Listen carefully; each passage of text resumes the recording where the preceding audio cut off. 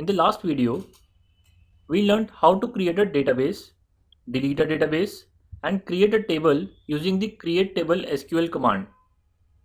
With this understanding in mind, let us now look at how data is added inside the customer table that we created in the last video. Addition of data in tables is done using the insert into command. And the syntax for this command is as follows. We write insert into, then the table name, then within the brackets, we may specify the name of the columns.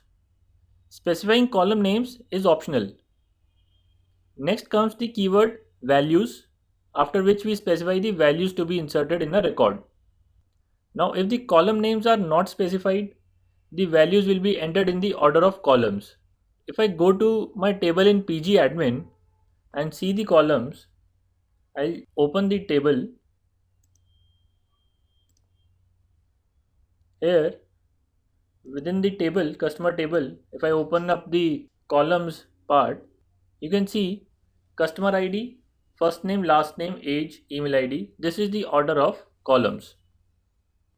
If the values we are entering have some missing attribute, for example, if there is age or last name missing, then we need to specify the column names after table name.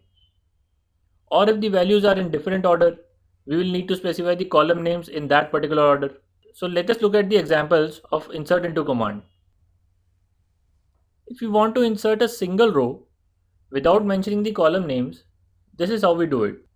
We write insert into table name, which is customer table, and then the values, which will have customer ID, first name, last name, age, and email ID of that particular customer. Now let us go to PG admin and run this SQL command. This is my SQL query tool. I'll start typing insert into customer table,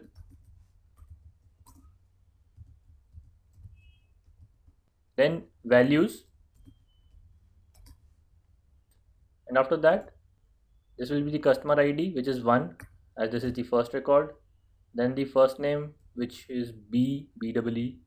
And note that for strings you need to input the data within single quotes. For numeric integers you do not need to do the same thing. And then the email ID, which is bc@xyz.com.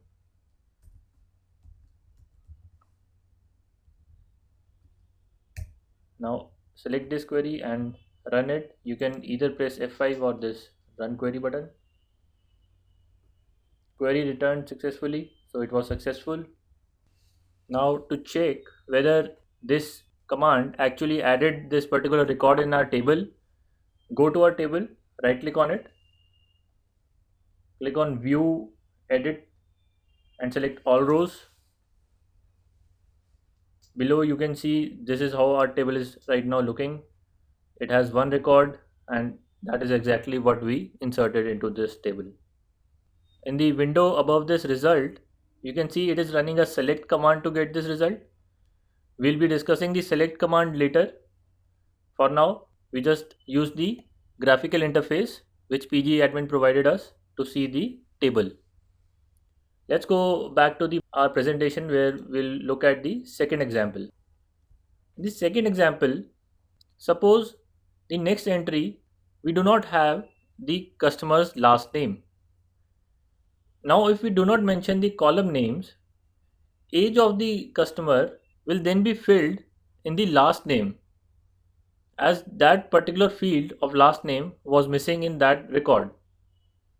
To avoid this error, we need to mention the column names after the table name.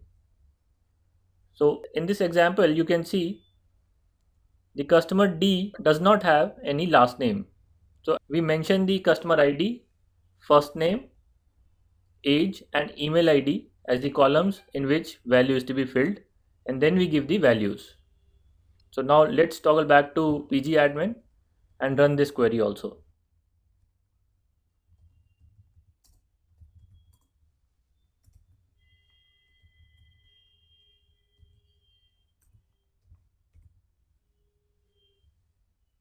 Insert into customer table, space, Remember to put brackets here and write the column names. Cust ID, first name, then age, and then email.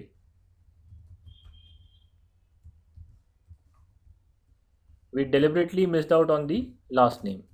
After this, we write values and then mention the 4 values, which will be customer ID of 2, name is D, age is 23, and email ID is d@xyz.com.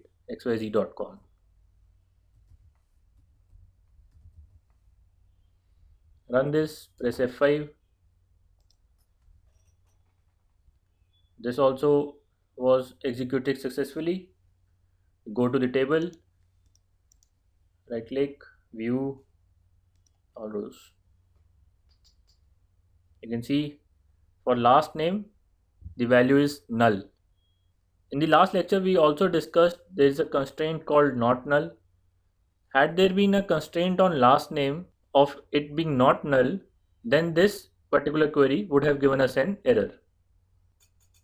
Now let's go back to our example and learn how to insert more than one record at the same time with just one query. So above two examples showed how to add a single row. To add multiple rows at the same time, we just need to list down all the records separated by a comma, this comma. It is important to remember this comma. Let us go and write this also in the pgadmin window.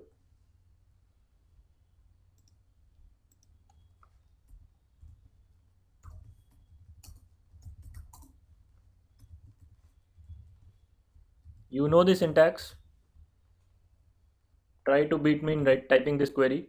Insert into customer table values. So this is the first record with ID 3, name E, surname F, age 27, email ID ef@xyz.com,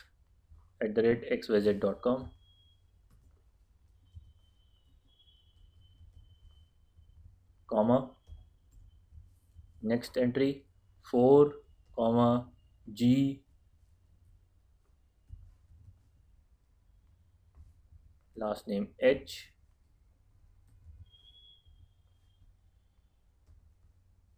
age 35, gh@xyz.com, and with a semicolon select this query and run it.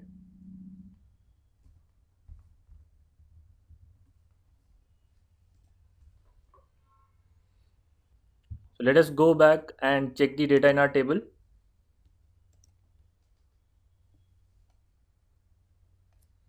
It seems correct, exactly as we expected. So did you beat me? If you did, you are simply awesome at learning this.